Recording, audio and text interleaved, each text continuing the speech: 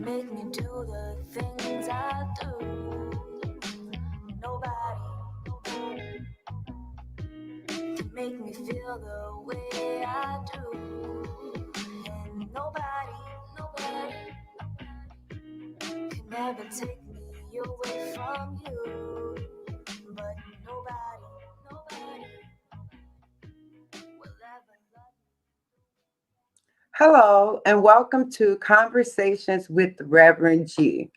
I am Reverend Grenetta Mason, aka Reverend G, and I'm here every Monday night to bring you spiritual conversations. We'll talk about spirituality from a practical point of view. How does it work in your everyday life? And how can we use spirituality as a tool moment by moment? Each week, I bring on different guests from different walks of life, different experiences, different careers to share their spiritual journey, to share tips that they may have in supporting each of us in creating our own personal spiritual toolkit. Now, this toolkit is something that you can pull up at any moment and use to support you throughout your day. So we'll have some great conversations around items that could work for you because it's personal. And each week, different guests present different items that can go in your spiritual toolkit. So tonight, I have a very, very, very special guest, and I'm excited to have her here. If you're interested in seeing more about what I'm doing as Reverend G, you can follow me on Instagram as Rev Grenetta, and you can follow me on Facebook as Reverend Grenetta Mason. Today, my special guest is Elizabeth Lis Stevens. I met Lis at Momentum, and a lot of my guests are from Momentum, and Momentum provides training, leadership training, professional development training. So a lot of the people that have been on my show are Momentum grads, and we have this special community and this special bond that we create throughout that in the community. So tonight, Lis is here, and Lis is soprano opera singer. She's also an author and a coach. So I'm going to have Lis come in, and we're going to share with you some spiritual tools. We're going to talk about what's happening right now and how you can use them in your everyday life. And for me, it's about joy. So I'd like to support you in living your best life with joy, with grace and ease. Hello, Lis. How are ya? Hello, Grenetta. I'm very Hello. well. It's so nice to be here. Thank you for having me. How are you doing tonight? I am doing quite well. How are you tonight?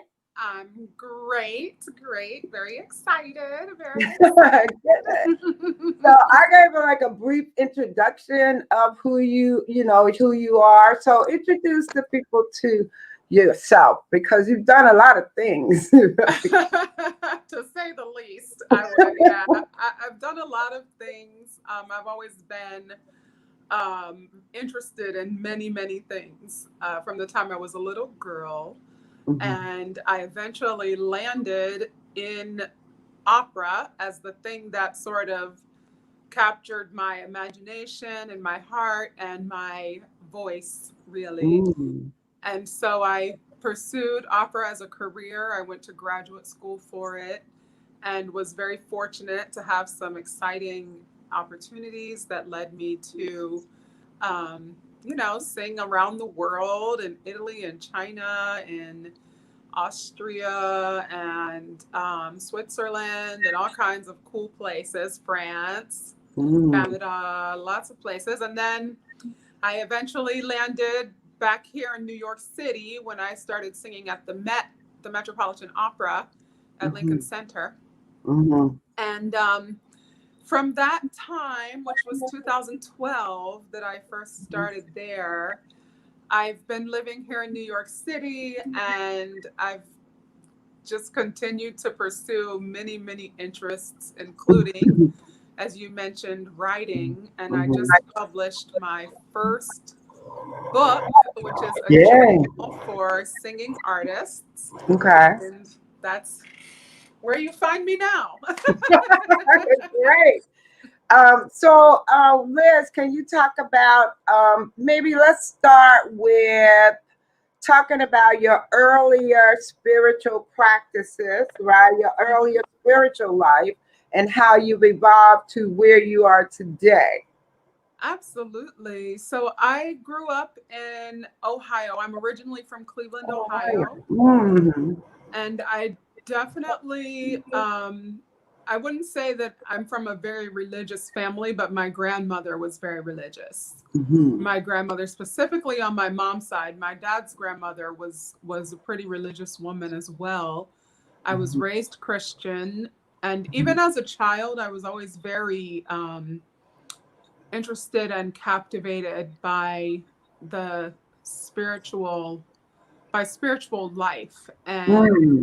the stories of Jesus sacrificing himself in order to save humanity. And I was always very, very interested in living a life that was worthy Mm-hmm. of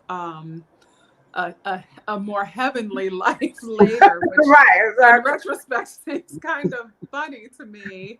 Mm-hmm. But it was really fascinating to me as a child. And when I was in Cleveland, I didn't really live in, I didn't, I, my mom wasn't really going to church at the time. And so Well, I okay. ended Mm-hmm. up finding a family at my school that did go to church a lot. And I would go to church with them Oh, because I okay. was really like wanting to be at church. And Mm-hmm. so, there were like a ministerial family where they took me to their home church where their Mm-hmm. grandfather was the minister.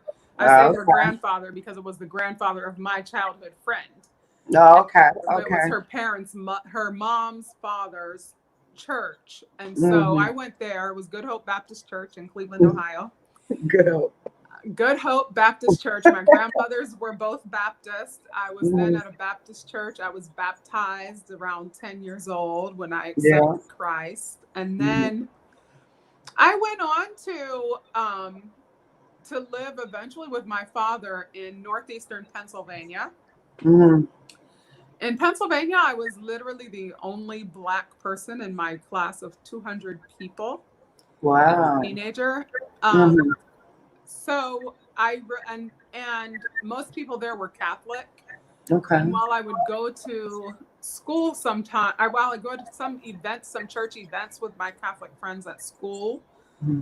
I didn't necessarily embrace the idea of Catholicism because from the Mm-hmm. teachings that I had learned, it Right. was rooted It in was, idolatry. right. It was different. Yeah, It was absolutely. different. It Yeah. was full of idols. It was all of these Mm-hmm. things that just were not in in alignment with what I had been taught. Mm-hmm. So by the time I finished high school, I really wasn't in church at all. Right. But Mm-hmm. I was still very religious in my heart or in my mind, I think. And I still wanted to Mm-hmm. be living a life that was Christ like. And I went to Mm-hmm. college, and it was kind of a really funny struggle because, on the other hand, I wanted to have lots of fun and kiss boys and all of that great stuff, Because it's right? college, And I right? did those things. But at the same time, Grenetta, I started a gospel choir on campus. Oh, okay. And Mm-hmm. so I was always like kind of skirting these two worlds where I was like singing at the gospel choir on the weekends and then partying up on the rest of the weekends. The other side, right. Yeah. And I kind of like continued to skate that road until a few years ago. I mean, I dated a guy who eventually became a minister for the Wow. time I was in graduate school and after. Mm-hmm. And to the point where I was starting to go pretty extreme in my faith in terms of Mm. like, I was attending an apostolic church, which was Oh, like, okay. but I always had this kind of like, this doesn't feel right to me Okay. Okay. feeling, in the Mm-hmm. sense that I just felt like there was so much judgment and so many people that I knew were struggling to just be themselves within the context of church. Yes. And I was one of those people, even though Mhm. outwardly you may not have thought so, Mhm. but I was very much one of those people. Like, I was dating this guy who I knew would be a minister. I don't think I ever wanted in my heart to be a minister's wife. So, okay. And all of the things that that would mean for me in Mhm. my Yeah. life, you Yeah. know? Because you Mhm. can't really travel the world and be the first lady at the same time. But there's a conflict somewhere in There's a little conflict there. I know, right? And I think it was actually about the same time that I started with momentum that I started to free myself of the idea that I had to be a good Christian girl. Wow, that's just recently then, huh? 2015. Wow. 2015. And not that I was always being a quote unquote good Christian girl, but I freed myself of the idea that I had to be a good Christian in order to be Mhm. worthy of God, Yeah. Okay. Wow. you know? Wow. Yeah.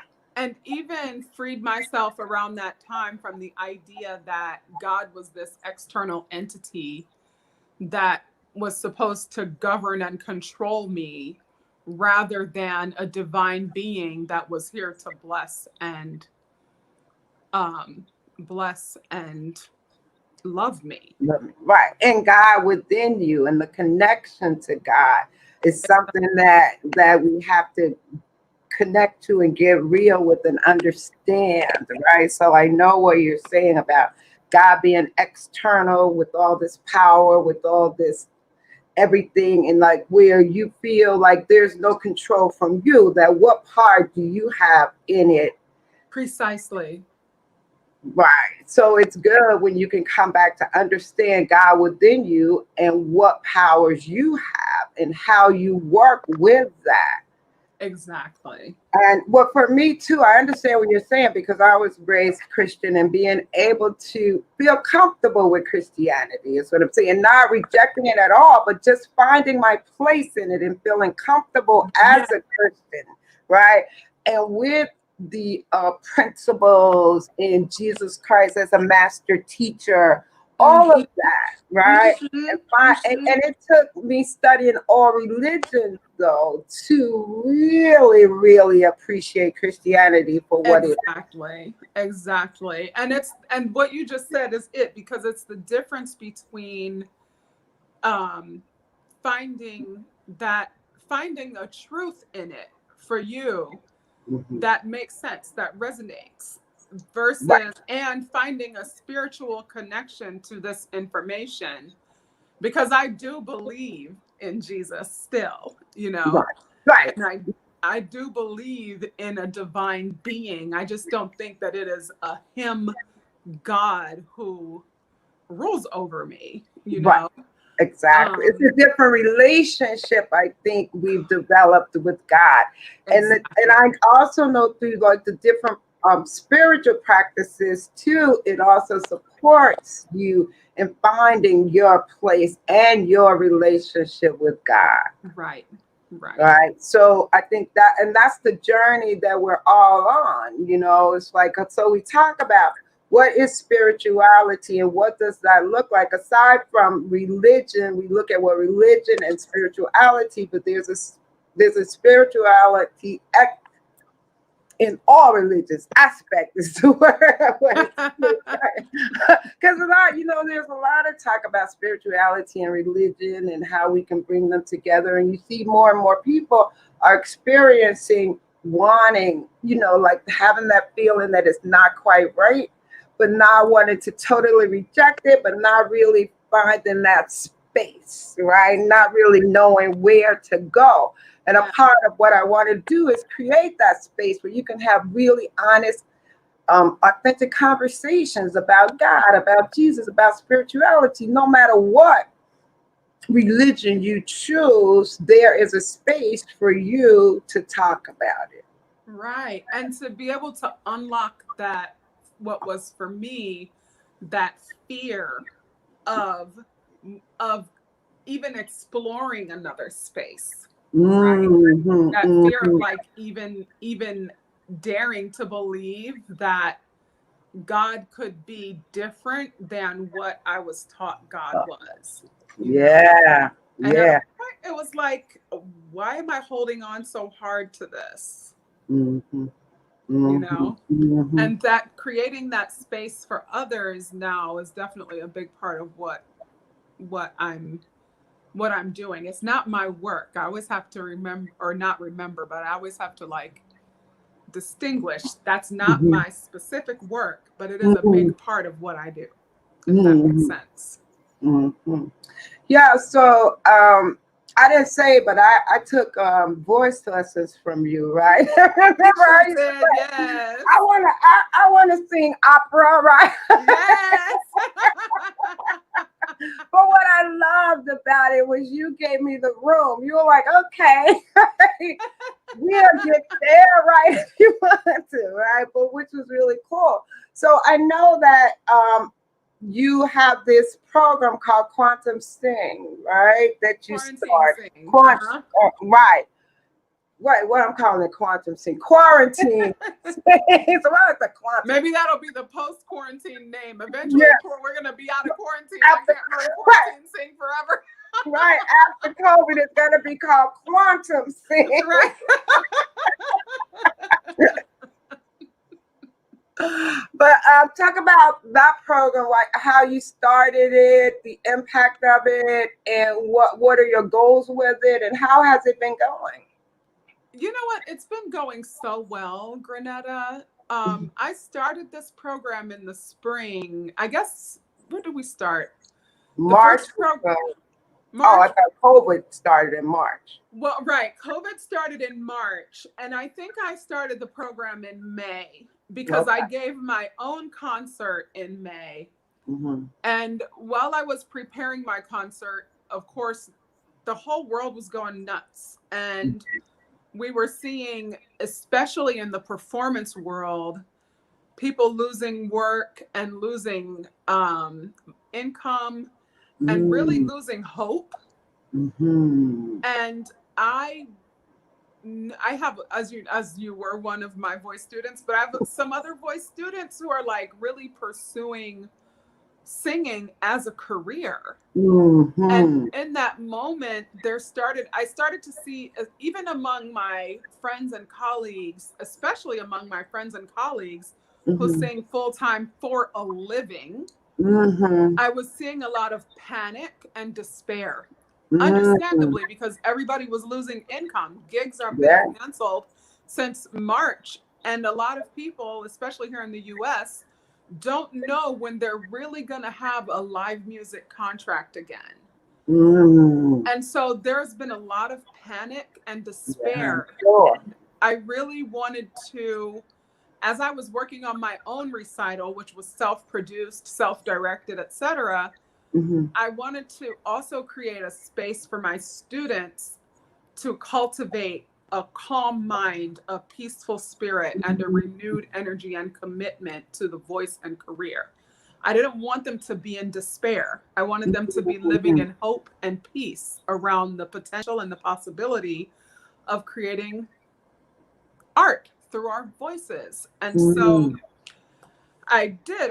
I just kind of like put it up. I put it out there, quarantine sing, come and sing and quarantine, et cetera. So, Quarantine, while in quarantine, right? right. And people needed, I think that's great because people needed a lot of things. People were like looking that like being out of work, being because we talk about mental health during that time. So I think that it's really positive that there was something for them to go to hold on to. A lot of things like this people need during this time. People really do. And Yeah. so we've been like, I'm actually starting the third Oh. iteration of the program this coming Mhm, week. mhm, At the end, on Sunday, the third program starts. mhm, And the two programs so far have been so comforting, I think, while mm, still edifying, because mhm, I've been bringing gurus from the industry, like really high level professionals, whether they're singing artists themselves. I brought in artist managers, conductors, Mm-hmm. directors, people that can give really relevant feedback to the students while also, encouraging them and being future connections, I hope, for them in the business Mm-hmm. as they pursue their careers. And at Mm-hmm. the same time, we've been working in a spiritual space, actually, Mm, okay. because we've been setting goals and achieving them, but also through that, focusing on these 10 principles that are related to singing, but are Mm-hmm. also aligned with ways of living and being that support you in um, cultivating that peace and calm, and knowing that you are a part of the divine, that you're worthy, that you're enough, that your voice is still a gift, even in this Mm-hmm. time of quarantine and pandemic, social crisis, et cetera, that we're all gifted for some reason or another. And Right. this program has really been about helping people to stay connected and understand that Mm-hmm. they have, for some divine reason, been given this thing, which I consider to be absolutely a divine gift of Yeah. song. Mm-hmm. Right. You say you have like these 10 principles. Okay, Mhm. well, would you share a couple of with us, or what the Oh, ones that you think sure. would be that, maybe could impact somebody else? Yeah. I would absolutely love to. I think one of my favorite, I have a few favorites. Okay. One of my first favorite, I think, is the first one on the list, which is first take a breath. Oh, okay. Mhm. So, when you're singing, the first thing you have to do before you do anything else is breathe. Right, Otherwise, it right, right, doesn't work. right, right. But somehow we forget that even when we're singing, to stop and breathe as we're going Mhm, along. And it mhm. starts to like panic you and make you tight, and it makes your voice not work right. Right. And so I use this principle: first, take a breath. Mm, And we mhm, apply that same thing in life, because in this particular time, we are like, everything's crazy. And if you just keep letting everything come at you, mhm. then you will panic and get tight and upset All the and time. disappointed Yeah. and despair. But if Mhm, first, when things are coming at you, if before you react to them first, you take a breath mhm, mm. and Yeah. get centered and present, then you have the possibility to see the possibility beyond the moment. You have the Mhm. Yeah. possibility to actually like experience whatever's happening and go beyond it in a way that is responsible. I hate Mhm. that word sometimes, but you know what I mean, right? Right. Mhm. So that's one of them. Another one of But you my know what I was, Mhm. one thing I was going to Go ahead. say is that principle is for everything, right? It's Yes, just like no matter what, right? Throughout absolutely. everything, one of the things to do is to remember to take that moment, pause, take a breath. So that's a Exactly. great principle to reinforce, a great principle to have as the number one. And of course, singing is breathing, and breathing is right. Exactly, exactly. And it serves as both a principle and a practice at the same Exactly. time, right? Yes. Right. Because it's instructive, but it's also centering. Mhm. Mm, Mhm. Mhm. mm-hmm. Oh, I like that one. I always talk about breathing. It's very Mm-hmm. important. Yeah. It's Another so one. Yeah. another one would be keep singing to the very end. So actually, I'm going to give you keep singing to the very end. Then I have one more that I definitely want to share with you that I think you Okay. personally are going to absolutely love. Okay. But I keep singing to the very end is kind of obvious, right? Because Mhm. it's like no matter what, just keep singing. And I use that one in singing, like sometimes things, you're out there on stage or you're in the session or whatever, and things aren't going as you think they ought to be. You just Mhm. got to keep singing. Don't stop. Don't let everybody know that you messed up, like just All keep right, singing. keep going. Another way it shows up in singing is that, like, if you're doing difficult passages, a lot Mm-hmm. of times you get to the high point and you sing it, and Mm-hmm. then you're like, oh, I sang the high note, and then you forget to keep singing the rest of the phrase because you're so happy you did that. Right. You're like, I did it, right? I did it. But you got to keep singing. You're not finished singing until you finish singing. That's another one of the things I used to say a lot, and I just changed it up to keep singing to the very end. Mm-hmm. The one, and then I apply that. I tell everybody you can take singing out and put any word you want in there. Mm-hmm. Right? If you're a Mm-hmm. marathon runner, keep running. Right. If you're trying to lose weight, keep focused on your eating plan, Mm-hmm. Right. and just keep doing it. You might have some stalls, you might have some stumbles or some plateaus, but just Mm-hmm. stay on the plan.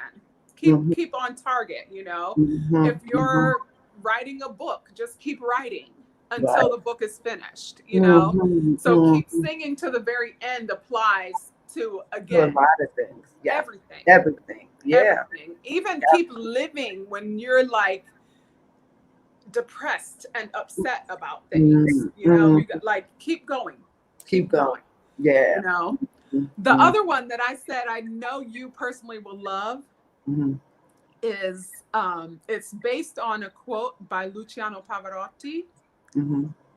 And he said, and Pavarotti was a great tenor who became one of the most famous tenors of the whole in all history, probably the most famous tenor in history, Pavarotti, right?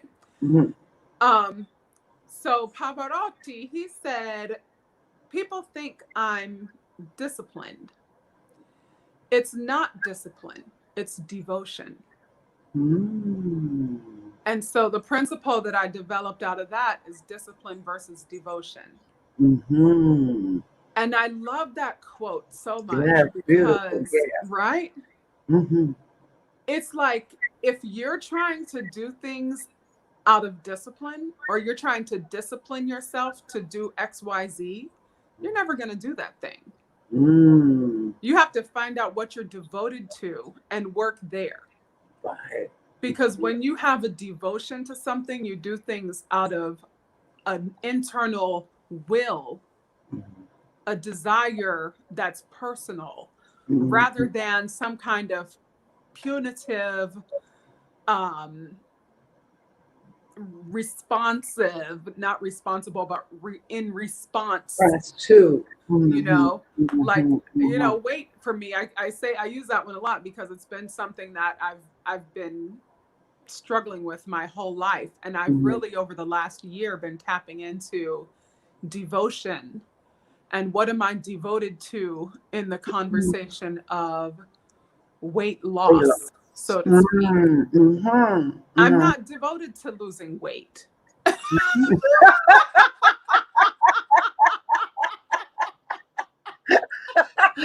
Is that why it hasn't happened the way you wanted it to? I'm not. Like, I can't, like, no matter what, I can't devote myself to losing weight. Wow, I get that. But I can devote myself to feeling really great. Yeah, being healthy. To myself. Yes, exactly. To feeling great, to being active, to getting my fresh air, which I love to get through walking. There are things that I can be devoted to that will support me in releasing weight. Yeah. But I'm not devoted to losing weight.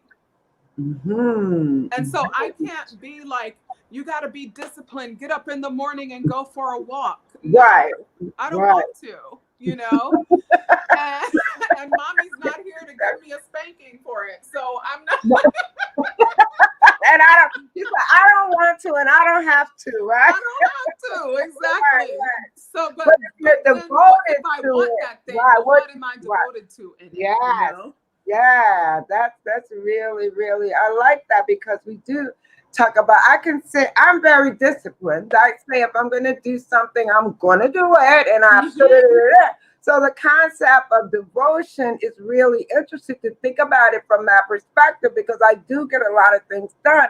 So it's like looking at it from, oh, well, what part of that were you devoted to even in order to get it done? Exactly. And Yeah. then also, Granetta, even the idea that like what's something that's freed up for me in the discipline versus devotion conversation is I don't have to do everything.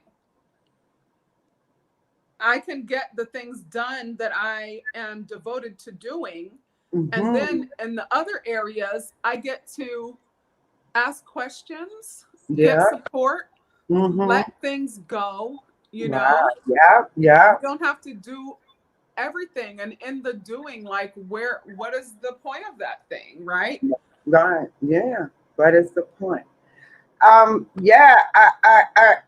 I wanted you to talk a little bit about, and I know what you've done with the quarantine sings is great, but I know at this time the industry is really hurting, right? And I was talking a lot about during this time where people's creativity is. Is it muted, or are you very expressive?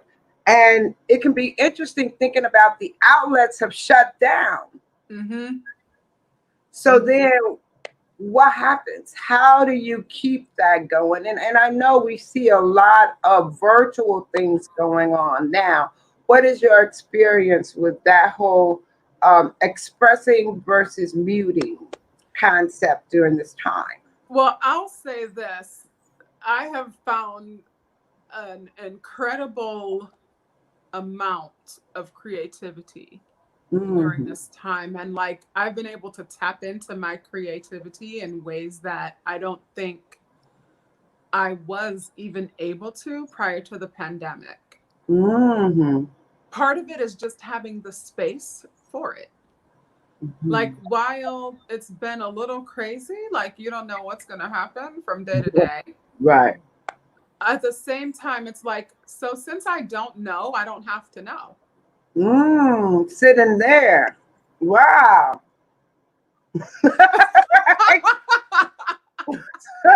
Yeah, that's interesting. Yeah. Isn't that? Since Yeah. I don't know, I don't have to know. And Hmm. if I don't know, like, what if I mean, the question has been really, really presented to all of us. What if you could not predict anything that was going to happen for the next year of your life? That's really the question that's been posed to us. Mm. What if nothing is predictable? Because in this moment, I think actually it's been this question has been pushing at us for a while. Mm-hmm. I would Mm-hmm. say going back in my own lifetime, I would say Mm-hmm. I've been confronted with this question over and over again since 9/11. What if Mm-hmm. you have no idea what's going to happen when you wake up in the morning? Wow. Yeah. We don't. We don't. We really don't. We don't, but we go through life as if we do sometimes. Mm-hmm. But the Mm-hmm. truth is, we have no clue what is going to happen. And I'm a person who has kind of a weird sixth sense sometimes about things that are going to happen. Mm-hmm. I most certainly did not predict the coronavirus, did not predict that. I did predict that Trump would lose this election all the way You back predicted in that. March. I predicted that. I Oh, predicted you that ish, predicted that, right? right? Okay. Before, actually, I have a date that I wrote a poem on February 25th. Mm-hmm. And this poem definitely predicts that he's going to lose. I'll share it with you. I can't share it with you right now because it's actually on my phone, Okay. but I'll share it with you personally offline sometime. Okay. And I'm telling you, Granetta, this poem predicts that he was going to lose this election. Mm-hmm. But it also predicted a whole lot of other things. But so I'm constantly confronted with this question, though, of what if you don't know? Wow. Yeah. What if you don't know? And then to And we sit take it for granted, though. We just say, "Oh, well, next week I'm going to do this, and right. then, and then I'm going to do this. I'm going to do this." But in my mind, there's something there when we talk about you create your own life, right? So then when you look at that also in the context of not predicting, but are we creating? Oh yeah. What are we creating? So something lies in the middle of that, right? For Yeah, me, no, right? absolutely, positively. Yes. But what happens around us, we don't necessarily predict, but it's really how we respond Right. to Right. everything that happens around us. Right, Yes, exactly. Because we really don't know from day to day. exactly. What Exactly. Yeah, that is interesting. Yeah. All right. So that's great that your creativity, you have been able to express. Were you always a writer, or is writing something you're now exploring? Because you say you wrote a poem, and I know you wrote a book we'll get to talk about. Hmm. Where writing was something that you just started to do more of during COVID. Writing is something that's been with me since I was a child, actually. Oh, okay. Okay. But I didn't consider myself, although when I was younger, when I was a child, I did like enter poems and won contests and I won Oh, a okay. short story contest as a little girl in Mm-hmm. Cleveland. Mm-hmm. Um, but I think I abandoned writing at a point in my life, partly to make space for someone else to be a writer, which is so crazy, but this was how my little child Right. brain worked. Right. Um, and so because I had the impression of myself as a child that I took up a lot of space, Mm. which is something I still am like trying to, like, I'm still working through that idea of myself taking up too much space, you know? Mm-hmm. Anyway, I've always journaled. I've always like kept diaries and stuff like that, written Mm-hmm. stories, written poems, but I've embraced the idea of sharing my writing in the last couple of years. Part of this is actually through the momentum training, and with my own brand statement, play to win statement, Mm-hmm. I it is I use my voice powerfully to touch, move, and inspire the world. Mm-hmm. And so I've been in different ways learning, not learning, but expanding and learning Mm-hmm. the meaning of that statement. How to use your voice. Mm-hmm. Mm. And this is one of those things that has emerged. On your LT, for example, 144, that was when I also created the Lisa Stefani persona, so to speak. Right, I remember. With Yeah, remember that with the yeah. crossover, I wrote all of those songs that I sang on those concerts. Oh, okay. Mm-hmm. Um, I wrote the melodies and I wrote the poems for those songs. And I've Mm. written other songs. I just had two of my songs set to music by a composer friend of mine. Um, two poems that I had not written melodies for that he took and created beautiful, beautiful songs out of. But Mm-hmm. it's definitely a place where I'm growing in expression, and COVID has like had me prolifically creating and writing and Mm. expressing through written word. Actually, Mm-hmm. I have a morning practice too. I think maybe um I follow Oprah. I love me some Oprah. You love Oprah, I do. I love how she shares herself, right? Mm-hmm. even if things aren't like, she shares herself even when it's not perfect, or when she knows other people will judge whatever she's sharing. Mm-hmm. But one of the things that she does is she shares her own success habits. Mm-hmm. And one of the habits I read about of hers was her morning pages, Morning pages. how she just writes and writes and writes for long periods in the morning. Mm-hmm. So I've been trying to cultivate that Okay. practice Mm-hmm. myself. Mm-hmm. as a part of my whole spiritual morning, the Right, meditation right, and right. all of That's it. interesting because for me, writing is new and I'm just now Mm, exploring it.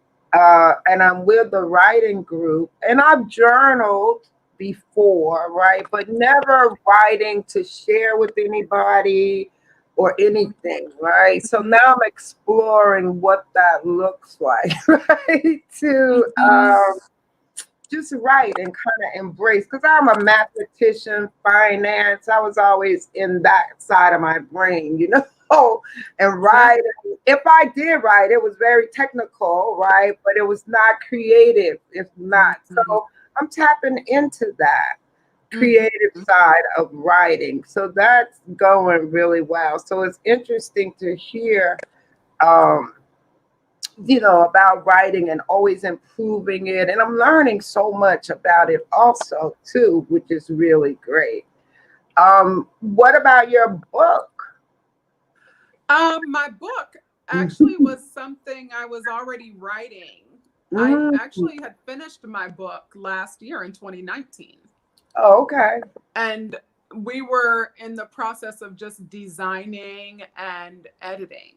But the book Mhm. was really finished at the end of 2019.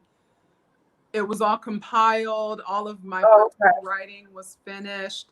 Hmm. This, but again, with that space that the pandemic created Hmm. for those of us who were able to step into that empty space, it was just like, well, since I have all this time, let me get this project completed, you Hmm. know? And Hmm. so whereas in 2019 I had all these other things going on, and it was like, okay, the publisher sends me an edit and then I have to approve the edit, but it takes me like 3 weeks to approve it. It was Hmm. like, okay, got the edit, let me go read it, okay, send it back, all right, now chug Hmm. along, chug Hmm. along, chug along. Hmm. Hmm. And so it just got done. What the book is, I think I said it already, as a journal for singers, but it's specifically more like a practice manual. Oh, Like, okay. how do you practice? How do you spend your time in the studio outside of the voice lesson, right? Oh, okay. How do How you to practice. how to practice? And so it's both a manual telling you what to do, and it gives you pages so that you can record your activity and observe yourself. And then it includes some technical things like anatomy diagrams so that you can understand how your body is put together to make music. Hmm. But it's very much a practical tool that I'm mostly marketing to colleges and universities Hmm. that have voice departments, but Okay. also to anybody who's studying voice, you Mhm. know. Yeah, I'd like to get that book.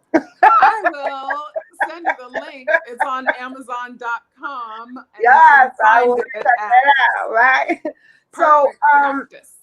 yeah, what would you say are your top three spiritual practices? Because I have a morning practice also, a morning routine that I do, right? And I'm just starting to take piano lessons. So I'm like, okay, I got to move that to the morning, right? Two, Mhm. just creating a practice because it's everything. You just do it and you get better and better. I used to journal in the morning. I haven't been writing, but I think I'll think about a different type of writing as opposed to just journaling and maybe Mhm. add some writing time. Like you, I'm writing books. I got one, two, three different ones. Right, right. And it's like, yeah, we're doing it. But like you said, there comes a point where you're like, I'm going to commit to this and then I'm going to get it done. What I like about when we set the goals, we say how many by when, right? And Mhm. in Mhm. doing that, it just keeps you motivated. It's not restricting because you get to renegotiate, but you Yes. work really hard towards that goal. Mhm. Mhm. Right. Absolutely. And you get there and you may have to renegotiate, but you put the energy. I love setting goals. I know you do this goals and dreams You know thing I love every setting goals. day, right? So, The goals and dreams at the beginning of the year is a nice way. I went to the last one that I thought was Yes. really powerful to start the year off. Yeah, we're working on the next one, and we have to, like, it's interesting trying to design it in such a way that will fit the current moment, you know. Exactly. Exactly. So, So, what would you say are your top three spiritual practices? Because we talk about the spiritual toolkit, which is a yeah. personal kit to everyone, and Mm-hmm. you got to create it. And what I like is you could put different items in, and you could switch them up. Like we've been Yep. talking about the morning practice, maybe of journaling. Now I have to get on the treadmill, play the piano, journal, meditate, right? It Put starts that to feel all in the that. morning, right? And I get up so early because I'm a morning person and I love the I mornings. love the morning.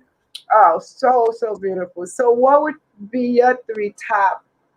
So, my top three practices, certainly the first one is meditation. Um, I've come to a point where I meditate every single morning for at least 15 minutes. Mhm. Um, and it's not always, silent, quiet meditation. I am a musician and I do a lot of meditation with music, with Mm, sound, mhm, with the Tibetan bowls or with, mhm, I'll actually work on a playlist that speaks to something I want to cultivate. Like I have three playlists that I use for meditation right now. okay. One of them is called Peace. Mm, One of them is called Family. And mhm, one of them is called Being, Wellness, and Healing. okay.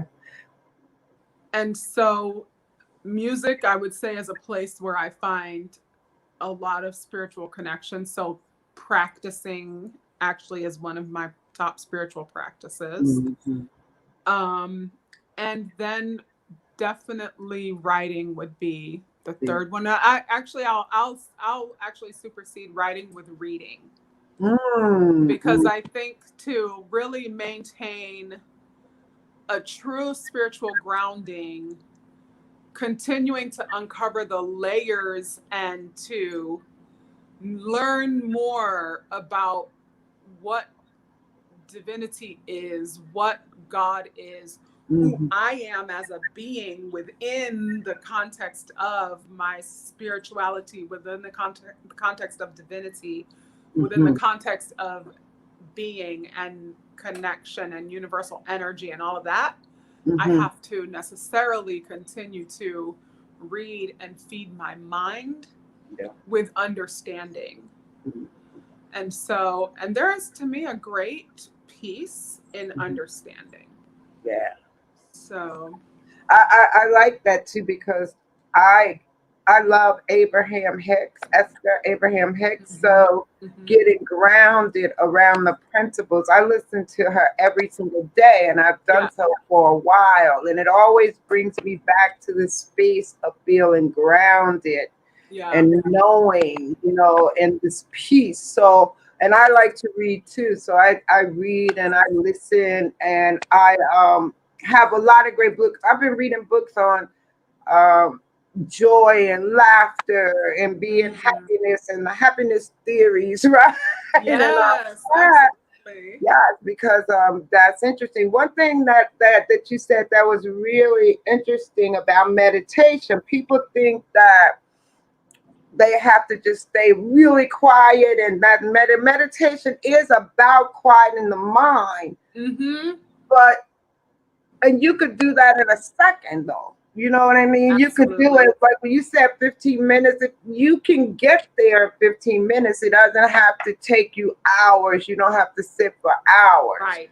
But Absolutely. I like the tools. You use the Yes. music to support you, right? There are Absolutely. guided meditations. There's so many Absolutely. ways, that meditation can be used, right? Mm-hmm. Mm-hmm. And I love music too. So for me, music, I say I'm always singing in my head. There's always music, right? Yes. Yes. Right inside of me, right? Mm-hmm. Mm-hmm. And for me, I listen to gospel music. most days, because I sang in many gospel choirs, and I'm not singing now Mm-hmm. um, in a choir since COVID, because I in February, January and February, I was in a choir. So it's been a while now since Yeah. March, that community and that singing and being in choir. So yeah, music is one of those things that's important for me also. It's interesting. That one came up recently. I was doing a presentation for a choir that I used to sing in myself. I used to have a job singing at a church in Bronxville. Hmm. And I did a presentation for that church recently. The musical director there contacted me to see if I would present to them about how to keep singing during this crisis time, Hmm. during the pandemic, when they're not, like you were saying, choirs aren't able to meet in person. You're not able to make Right. music in a community right now.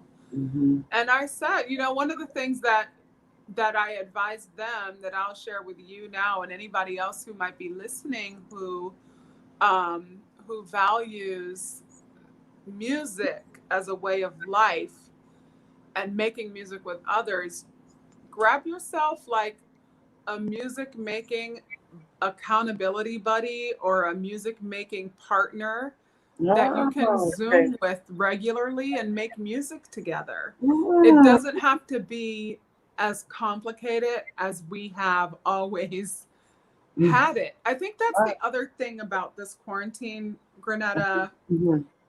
This is a time when we get to experience our lives in a much less complicated way, Absolutely. if we're willing, Mm. right? Mhm. Where we can take out some of the some of the angst, what we call the Sturm und Drang, the drama, the Mhm. storms and the Mhm. raging, like I live, you know me, and I live in a fast kind of way where I'm like going from here to there. I'm always Yeah. on a team, always Mhm. in a call, always doing this and that. But Mhm. this time to just be quiet, as you were Yeah. saying about, Mhm. with I meditated before, but my meditation practice has expanded, and there have been new discoveries during this time, Mhm. Mhm. because that quiet is actually elevated, the space to Yeah. be quiet. Mhm. Mhm. Yeah, and I think like this is a time where we can really usher ourselves into awakening, Mhm. in Mhm. important ways. Mhm. Awakening to who we are, Yeah, awakening to our true selves and the things, I think we run through and we do things because we think we have to, or we're supposed to do this, or we're right. supposed to do that. Here's a time when we can sit back and choose powerfully the Exactly. things that we want to do. So I Hmm. think that's really interesting. And also, it's like right now we got the president, that wow. So we still have a Hmm. lot of healing to do because there's still a lot of work to be done, Right. right? Right. And so, it's just been a short time and there's a lot that we need to still get done. Right. Right. So, all the spiritual tools and spiritual practices, we're still going to need all that, right? Right Yes, now, and even and potentially even more so, especially as we look at this crazy bananas man who we did vote out. We right, voted him out, just for the right, record. He has been right, voted out, right? right. Yeah, yeah, yeah. It's But been we have voted 70 days or something like that with him still in office. And just today, he fires the Secretary of Defense. out. Yeah. And it's like, what are you doing? And there is a little part of me that has fear around what Mm, havoc he could create mm, between now and the inauguration, mm. and do we have processes in place to control that? I don't know, at Right. that level of government. I don't know what the We level don't of know that is. level of government anymore. We don't know that level. I That don't know that that level of part, that government part, anymore, right? right? So, practicing, I keep saying everything will work out. We just hold steady. There are enough people on a conscious level. I hope that we can still evolve and grow. There are enough of us that are still positive enough to have this all work out, come Hmm. together. Those are the kind of things I still hold on to. But I truly get the uncertainty Right, that and that's what we were talking about earlier. We just don't know, right. right? Right. So, the good thing is stay present, right? Yes, Find some joy, yes. right, in your Yep. life, right? Because you only have now. You only have We now. only have now to that's exactly it. Yes. And then and like what do we know that's real Yeah, versus what is fear and doubt and uncertainty and exactly. that thing you just referenced what we are talking about earlier, but that thing of being okay with the uncertainty, letting go of the fear and doubt, Yes, letting allowing go. it to Yes. have its moment, like to Mhm. acknowledge it, not to pretend like it's not there, Exactly. but experience it, let it Hmm. go, and latch on Hmm. to what's real and what is here and what's now. Right, exactly. And Absolutely. that's it. And that's the hope that people can find that right now. Because a lot of Yes. people are suffering and a lot is going on. So it's like one little thing that they can hold on to during this Mhm. time as we move through. Absolutely. Well, my dear, the time is drawing to an end, right? Already? Oh my Already. gosh. What in the world? What in the world? That was so What in the fast. world? Right. I know, right? We were just talking and it didn't time is coming to a close, right?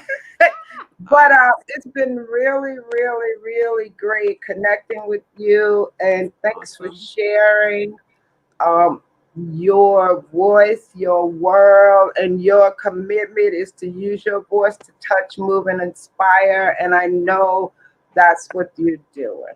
Thank you so much. Thank you for having me. It has absolutely been a wonderful conversation. I always enjoy talking to you, Granetta. All right, Miss. Always, always. Take care. I'll talk to you because I want to see that poem that you're going to share with me. I'll definitely share it. Okay, Absolutely. great. Absolutely. All right. Okay. Bye bye. Thank you guys for sharing with us tonight conversations with Reverend G with Lis Stevens. So I'm Reverend Grenetta Mason, aka Reverend G, here on Monday nights at 8 p.m. on WEMS Radio. And the mindful message that I'd like to leave you with today is breathe.